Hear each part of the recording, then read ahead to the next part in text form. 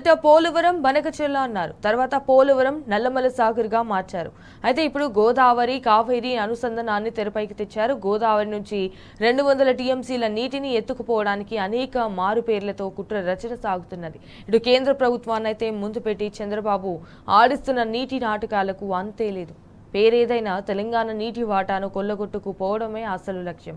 నీటి దోపిడీని అడ్డుకోవాల్సిన రేవంత్ ప్రభుత్వం దొంగలకు సద్దులు కట్టడంలో నిమగ్నం అవ్వడమే మహావిషాదం.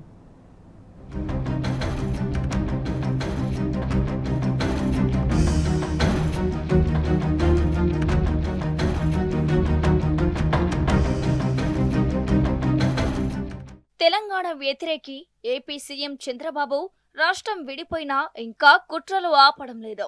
ఉమ్మడి రాష్ట్రంలో తెలంగాణ ప్రాంత సాగునీటి ప్రాజెక్టులపై కుట్రలు పన్ని కృష్ణా జలాలను సీమాంధ్రకు దోచిపెట్టిన ఈ ఆంధ్రబాబు ఇప్పుడు మరోసారి తెలంగాణ హక్కు జలాలపై పంజా విసిరేందుకు సిద్ధమయ్యారు. నౌ ఆర్ నెవర్ అనే రీతిలో గోదావరి జలాలను తన్నుకుపోయేందుకు పదే పదే ప్రయత్నాలు చేస్తున్నారు. అందుకు కొత్త కొత్త ప్రతిపాదనలను తెర మీదికి తెస్తున్నారు. ఇంతకు ముందు ఉన్న కేసీఆర్ ప్రభుత్వంలో బాబు పప్పులు ఉడకలేదు. ఇప్పుడు తెలంగాణలో ఉన్నది చంద్రబాబు అనుకూల ప్రభుత్వం. అసలు కాంగ్రెస్ ను మింగిన పచ్చ కాంగ్రెస్. అటు కేంద్రంలో ఉన్నది బాబు మద్దతుతో నడుస్తున్న మోదీ ప్రభుత్వం. దీంతో తెలంగాణ గోదావరి జలాల్ని శాశ్వతంగా కొల్లగొట్టేందుకు ఇంతకంటే మంచి తరుణం దొరకదని గ్రహించిన చంద్రబాబు కుట్రలకు తెరలేపుతున్నారు. మొదట బనకచెర్ల, తర్వాత నల్లమల్ల సాగర్, ఇప్పుడు కేంద్రం సంఖలో చేరి గోదావరి కావేరి అనుసంధాన ప్రాజెక్టు పేరిట తెలంగాణపై దండయాత్ర చేస్తున్నారు.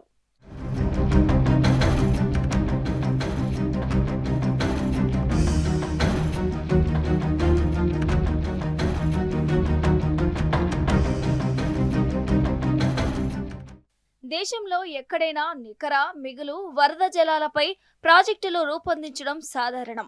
కానీ చరిత్రలోని తొలిసారిగా సముద్రంలో కలిసే నీళ్లు అంటూ చంద్రబాబు పోలవరం బనకచెర్ల లింకు ప్రాజెక్టును రూపొందించి ప్రపంచానికి పరిచయం చేశారు. 200 టీఎంసీల గోదావరి జలాలను ఏపీకి తరలించేందుకు 81,000 కోట్లతో ఈ ప్రాజెక్టును రూపొందించారు. తెలంగాణకు దక్కాల్సిన జలాలను తరలించే ఈ కుట్రను బీఆర్ఎస్ ముందుగానే గుర్తించింది.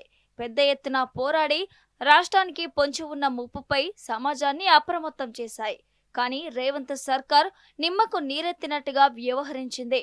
దీన్ని ఆసరాగా చేసుకొని చంద్రబాబు పోలవరం బనకచెర్ల ప్రాజెక్టుకు సంబంధించిన పిఎఫ్ఆర్ ను కేంద్రానికి సమర్పించినట్టు ప్రకటించేశారు. కేంద్రం నుంచి అనుమతి రాకుండానే టెండర్లను సైతం పిలిచారు. అయినా కాంగ్రెస్ ప్రభుత్వం కిమ్మనలేదు. చివరకు తెలంగాణ సమాజం నుంచి వ్యతిరేకత రావడంతో తప్పని పరిస్థితుల్లో ప్రాజెక్టుపై అభ్యంతరాలు వ్యక్తం చేయడం మొదలుపెట్టింది. ఆ ఫిర్యాదులతో కేంద్ర సంస్థలైన ఎన్డబ్ల్యూడీఏ, పీపీఏ, కో బేసిన్ రాష్ట్రాలు కూడా ఏపీ ప్రతిపాదనలపై అభ్యంతరాలు తెలిపాయి. తెలంగాణ పోరాటానికి చివరకు కేంద్రం కూడా స్పందించాల్సి వచ్చింది. పోలవరం బనకచెర్ల ప్రతిపాదనలు కేవలం పరిశీలనలోనే ఉన్నాయి తప్ప అనుమతులు ఇవ్వలేదని సన్నాయి నొక్కులు నొక్కింది. దీంతో చంద్రబాబు ప్లాన్ మార్చి రాజీ మంత్రం జపించారు. సీఎం రేవంత్ రెడ్డి ఈ ప్రతిపాదనను తిరస్కరించకుండా పరస్పరం కూర్చొని మాట్లాడుకుందామంటూ ఓపెన్ ఆఫర్ ఇచ్చారు. దీంతో మరోసారి తెలంగాణ ప్రజలు తీవ్ర ఆగ్రహం వ్యక్తం చేయగా కాంగ్రెస్ ప్రభుత్వం ప్లేటు ఫిరాయించింది. చంద్రబాబు ప్రతిపాదనలపై వ్యతిరేకత వ్యక్తం చేశారు. చివరికి గోదావరి బనకచెర్ల పాచిక పారేలా లేదని అర్థమై చంద్రబాబు వెనక్కి తగ్గారు.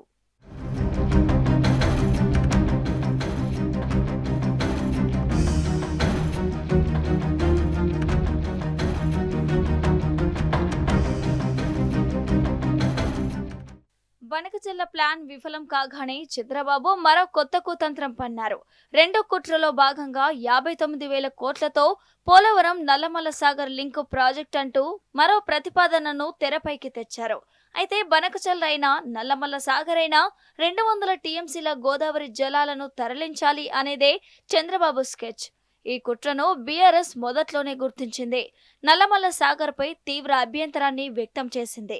పేరుకు నల్లమల్ల సాగర్ అయినా దాని అసలు రూపం బనకచెర్లనే అని, తెలంగాణకు దక్కాల్సిన గోదావరి జలాలను తన్నుకుపోయేందుకు చంద్రబాబు చేస్తున్న కుట్ర అని వాస్తవాలను ప్రజల ముందుంచింది. దీంతో చంద్రబాబు మళ్లీ రూట్ మార్చారు. బనకచెల్ల మాదిరిగా నేరుగా తానే రంగంలోకి దిగితే విఫలమయ్యే ప్రమాదం ఉందని గ్రహించి తన మద్దతుతో నడుస్తున్న కేంద్ర ప్రభుత్వాన్ని రంగంలోకి దింపారు. మోదీ ప్రభుత్వంపై ఒత్తిడి తెచ్చి ఏకపక్షంగా అపెక్స్ కౌన్సిల్ సమావేశాన్ని ఏర్పాటు చేయించారు. కానీ Banakacherla alias Nallamala Sagar link project ఈ సమావేశం ఎజెండాలోనే లేదని, ఒకవేళ అలా ఉంటే భేటీకి హాజరు కామని రేవంత్ రెడ్డి ప్రభుత్వం బీరాలు పలికింది. చివరకు సీఎం రేవంత్ రెడ్డి స్వయంగా ఢిల్లీకి వెళ్లి కేవలం ఏపీ గోదావరి జలాలపైనే చర్చించారు. కేంద్రం ప్రతిపాదించిన ఉమ్మడి కమిటీకి అంగీకరించి సంతకం చేసి వచ్చారు. తెలంగాణ ప్రజలను తప్పుదోవ పట్టించేందుకు కృష్ణా ప్రాజెక్టులపై టెలిమెట్రీ ఏర్పాటుకు కేంద్రాన్ని ఒప్పించి విజయం సాధించామని ప్రకటించుకున్నారు. చంద్రబాబు మాత్రం ఢిల్లీలో చక్రం తిప్పి ఉమ్మడి కమిటీకి ఏపీ తరపున ఇంజనీర్ల పేర్లు పంపించడమే కాకుండా తెలంగాణ నుంచి సైతం పేర్లు ప్రతిపాదించేలా పావులు కదిపారు. అంటే రేవంత్ సర్కార్ నల్లమల్ల సాగర్ ను వ్యతిరేకిస్తున్నామని బయటకి చెప్తున్నా అంతర్గతంగా సహకరిస్తుందని తేలిపోయిందంటూ సాగునీటి రంగ నిపుణులు స్పష్టం చేస్తున్నారు. కేంద్రం వేసిన కమిటీకి పేర్లు పంపడమే ఇందుకు నిదర్శనమన్నారు.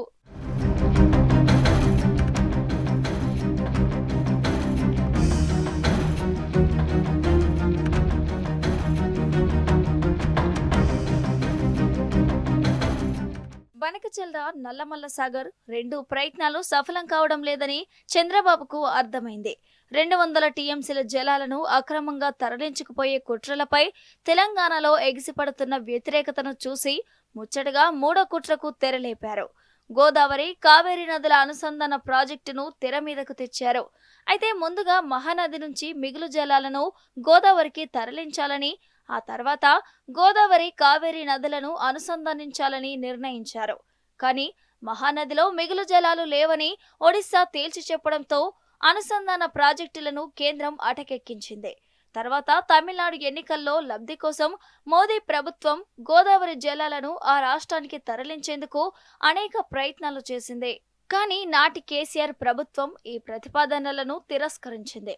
గోదావరిలో మిగులు జలాల లెక్కలను శాస్త్రీయంగా తేల్చిన తర్వాతే, ఈ ప్రాంత ప్రయోజనాలు తీరిన తర్వాతే మిగిలిన జలాలను తరలించాలని స్పష్టం చేసింది. దీంతో కేంద్రం ఎన్నికల పప్పులు ఉడకలేదు. తాజాగా చంద్రబాబు ఒత్తిడితో గోదావరి కావేరీ అనుసంధాన ప్రాజెక్టును తెలంగాణపై రుద్దేందుకు ప్రయత్నిస్తోంది. ఇక్కడ కూడా చంద్రబాబు చాణక్యం ప్రదర్శించారు. గోదావరి కావేరీ అనుసంధానంలో భాగంగా సమ్మక్క బరాజ్, నాగార్జున సాగర్, పోలవరం, నల్లమల్ల సాగర్ ద్వారా కావేరికి గోదావరి జలాల తరలింపును తెరమీదకి తెచ్చారు. అంటే పైకి గోదావరి కావేరీ అనుసంధానంగా కనిపించిన అంతర్భాగంగా నల్లమల్ల సాగర్ అలియాస్ బనకచెల్లను కేంద్ర నిధులతోనే పూర్తి చేసి తెలంగాణకు దక్కాల్సిన గోదావరి జలాలను తన్నుకుపోవాలనేది చంద్రబాబు రచించిన అసలు ప్రణాళిక. తాను ఒంటరిగా కనిపిస్తే పాచిక పారాదని గుర్తించి కేంద్ర ప్రభుత్వంతో కలిసి తెరపై తీసుకొచ్చారు. కేంద్ర జల సంస్థలోని ఓ ఆంధ్ర అధికారి ద్వారా చంద్రబాబు ఈ కథను నడిపిస్తున్నారనే ఆరోపణలు ఉన్నాయి.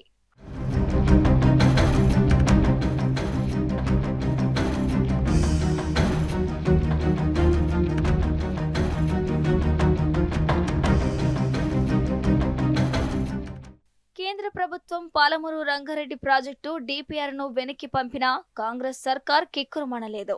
అలాంటిది కొంతకాలం కిందట కొత్తగా అనుమతుల నాటకాన్ని తెరపైకి తెచ్చింది. మైనర్ ఇరిగేషన్లో పొదుపుగా చూపిన 45 టీఎంసీలకు మొదటి దశ కింద అనుమతినివ్వాలంటూ మంత్రి ఉత్తమ్ కుమార్ రెడ్డి కేంద్ర ప్రభుత్వానికి లేఖ రాశారు.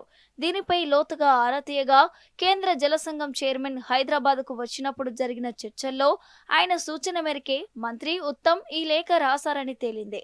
ఇప్పుడు పాలమూరు రంగారెడ్డి ప్రాజెక్టుకు అనుమతులు కావాలంటే గోదావరి కావేరీ అనుసంధాన ప్రాజెక్టుకు, అందులో అంతర్భాగంగా చేపట్టే నల్లమల్ల సాగర్కు తెలంగాణ గ్రీన్ సిగ్నల్ ఇవ్వాలని కేంద్ర ప్రభుత్వం షరతు విధిస్తుంది. దీన్నే పచ్చపత్రికలు లీకుల రూపంలో కథనాలు ప్రచురిస్తున్నాయి.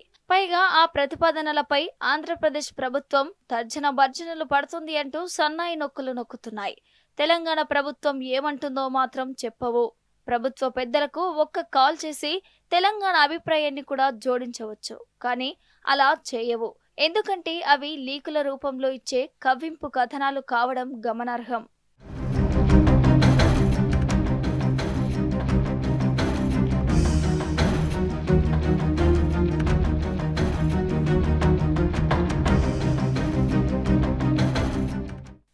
చంద్రబాబు నేరుగా రంగంలోకి దిగిన కేంద్రంతో కలిసి ఒత్తిడి చేసిన తెలంగాణ సమాజం బనకచెర్ల నల్లమల్ల సాగర్ ప్రాజెక్టులపై పోరాటం చేస్తుండటంతో మరోసారి ఆయన కుట్ర బుద్ధికి పదును పెట్టారు. గోదావరి జలాలను తన్నుకుపోయేందుకు ఈసారి ఏకంగా బ్లాక్ మెయిలింగ్ కు దిగారని సాగునీటి రంగ నిపుణులు ఆరోపిస్తున్నారు. పాలమూరు రంగారెడ్డి ప్రాజెక్టును పావుగా వాడుకుంటున్నట్టు చెప్తున్నారు. 2.5 ఏళ్లుగా పాలమూరు ప్రాజెక్టు పనులను పడావు పెట్టిన రేవంత్ సర్కార్ అకస్మాత్తుగా ఈ ప్రాజెక్టుపై దృష్టి సారించినట్టు నాటకీయ పరిణామాలను సృష్టించడం చంద్రబాబు ప్లాన్లో భాగమేనన్న ఆరోపణలు ఉన్నాయి.